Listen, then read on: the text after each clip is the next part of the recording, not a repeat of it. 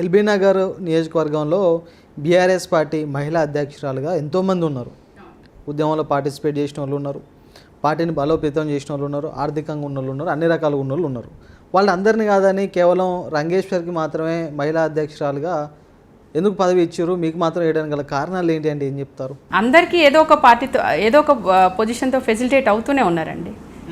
నేను అందరితో మహిళలతో ఎక్కువ ఉంటా. కాన్స్టిట్యున్సీలో ఈ ఒక్క డివిజన్ అని కాకుండా లిమిటెడ్గా కాకుండా అన్లిమిటెడ్గా అందరి కాన్స్టిట్యున్సీలో అందరి మహిళలతో కలిసి స్నేహపూర్వకంగా ఉంటా కాబట్టి నాకు ఇచ్చారు. బీఆర్ఎస్ పార్టీ మహిళా అధ్యక్షురాలుగా నియోజకవర్గంలో బీఆర్ఎస్ పార్టీని ఏ విధంగా బలోపేతానికి కృషి చేస్తున్నారంటే ఏం చెప్తారు?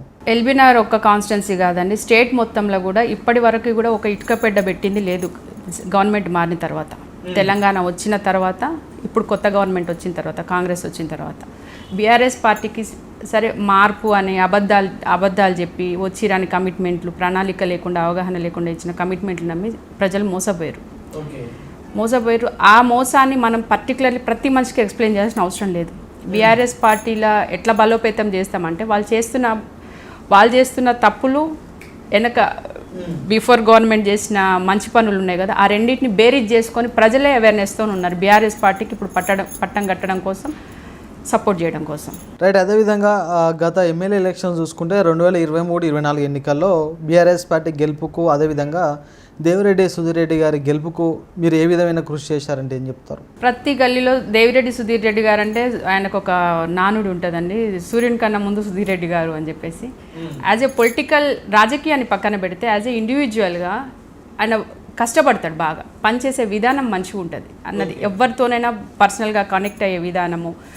ఎల్బీ నగర్లో ఒక ఇల్లు కొనుక్కుంటే మనకు ఆ కాలనీ తెలుస్తుంది, ఆ ఏరియా వరకే తెలుస్తుంది. ఎల్బీ నగర్లో సందు ఎక్కడున్నా కానీ ఏ ఏరియా ఏంది, ఆ ఏరియాలో ఉన్న ప్రాబ్లం ఏంది, ఆ ప్రాబ్లంకి ఎవరిని కన్సర్న్ కావాలని ఒక మాట ఉట్టే నిద్రలు లేపి అడిగినా చెప్పే పర్సన్ అండి సుధీర్ రెడ్డి గారు. ఆయన గురించి పర్టికులర్గా పోయి మన నియోజకవర్గంలో చెప్పాల్సిన అవసరం లేదు, ప్రతి ఒక్కరికి తెలుసు. ఎందుకంటే మేము క్యాంపెయినింగ్కి వెళ్ళినప్పుడు మేము బీఆర్ఎస్ పార్టీ నుండి వచ్చినామంటే మా సుధీర్ రెడ్డి గారు మాకు తెలుసమ్మా, వెల్ కనెక్టెడ్, మాకు అన్ననే అవుతాను అట్లా చెప్పిన వాళ్ళే ఉన్నారు. కానీ మేము కొత్తగా ఇంట్రడ్యూస్ చేయాల్సిన పర్సన్స్ లేరు, కొత్తగా ఆయన గురించి చెప్పాల్సిన అవసరం అసలే లేదు. ఆయన గెలుపులో ఒక మహిళా అధ్యక్షురాలుగా కీలక పాత్ర పోషించారు అనుకోవచ్చా మేము? 100%. ఎందుకంటే నాకున్న పరిధిలో కాన్స్టిట్యున్సీ మొత్తంలో ప్రతి ఏరియాలో ఇప్పుడు మాకు స్ఫూర్తి ఎమ్మెల్యే గారే.